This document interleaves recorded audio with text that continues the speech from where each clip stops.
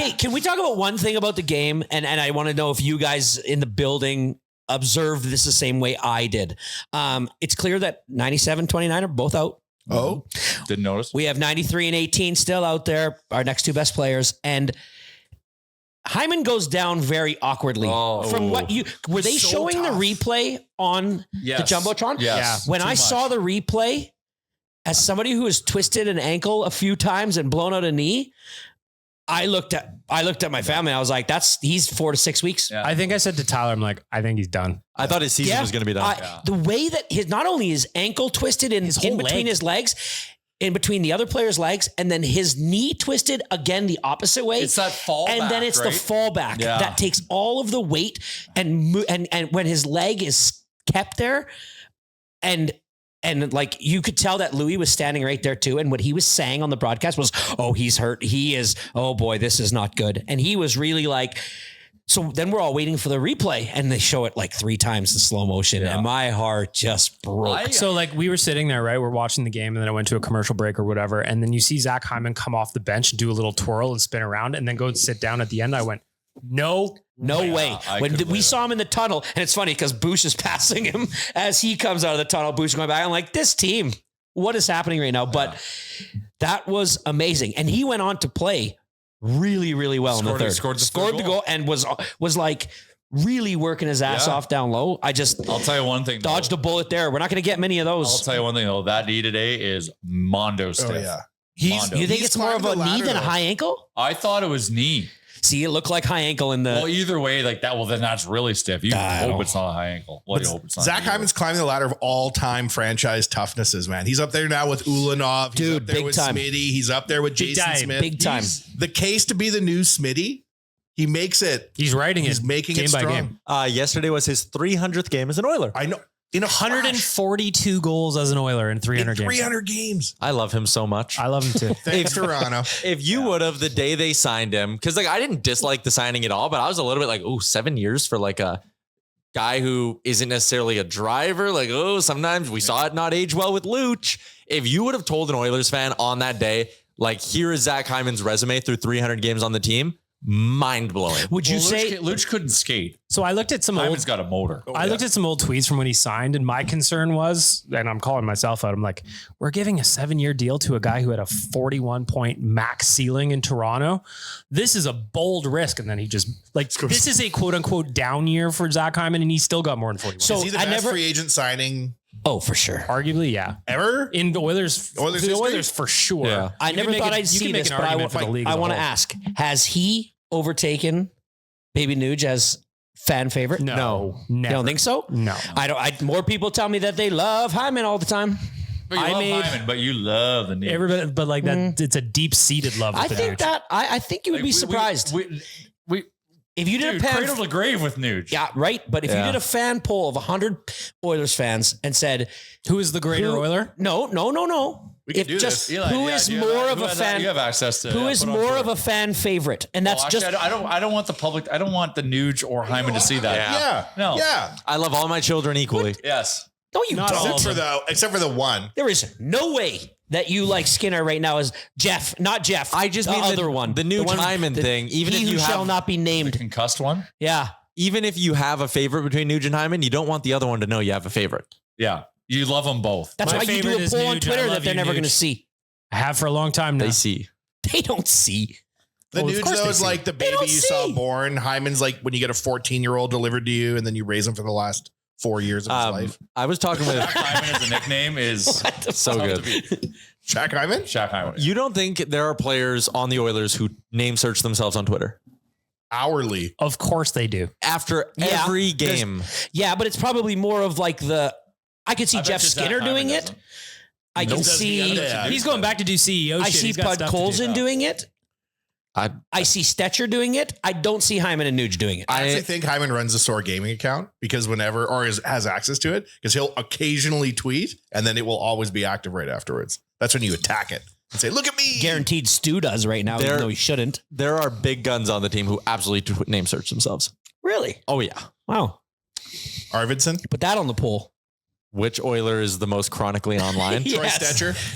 Or either that or they have someone in their life who is constantly keeping them updated on what people are saying. Yeah. So Corey Perry, Jamie Benn, almost at the end of the game, after both goalies have now been slightly ran and they're talking, getting into it. Is this exactly where you want Corey Perry to be? Sitting at the end of the bench, not letting Jamie Benn. 100%. Yeah, he's the best. Hey, He's the only one that can step up to Jamie Benn because Jamie Benn is a fierce He was man. pissed after the game, and rightfully so. I loved it. And he is really. He took accountability. He blamed. He did. He blamed himself, and then they pressed again, and he said, "We'll discuss it internally." He is perfect for this team right now. A worm.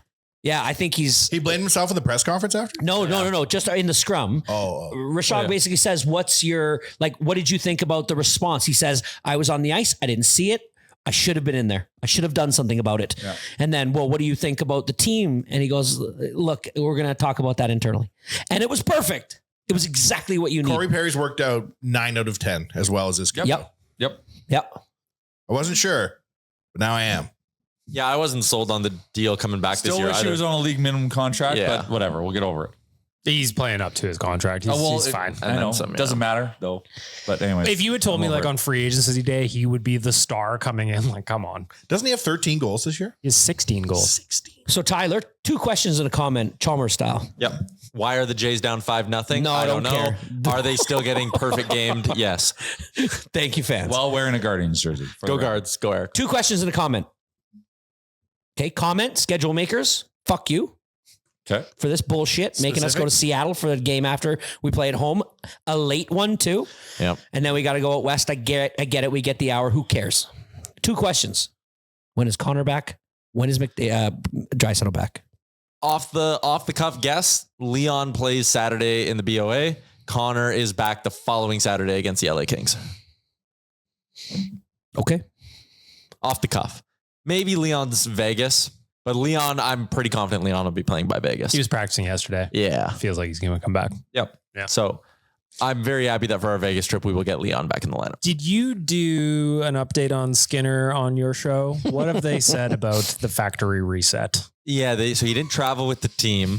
They didn't use, obviously, Chris Knobloch didn't use the words factory reset. I like that, though. He could use one. Ollie Rodrigue is up with the big club. Our boy. Binnington 2019?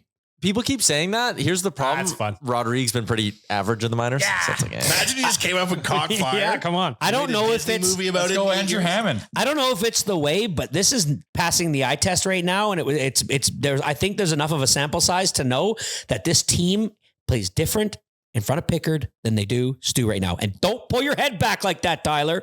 I don't Jays think just gave I'm up wrong. another home run. Oh, did they? It's 6-0. Right. I think It's the team. 6. I think the team likes playing in front of Pickard. I think they do too. They look like I they have a agree. good time. Okay, good. So I'm not on an island here. No. Good. It's accurate because and it's annoying that they kind of do that because you need to play like that in front of Stu. They did that in the playoffs. You got to limit shots. You got to get in front and block stuff. You got to clog up the middle like they did in the playoffs and protect Stu because Stu in high danger situations is struggling. Mm-hmm. He's struggling.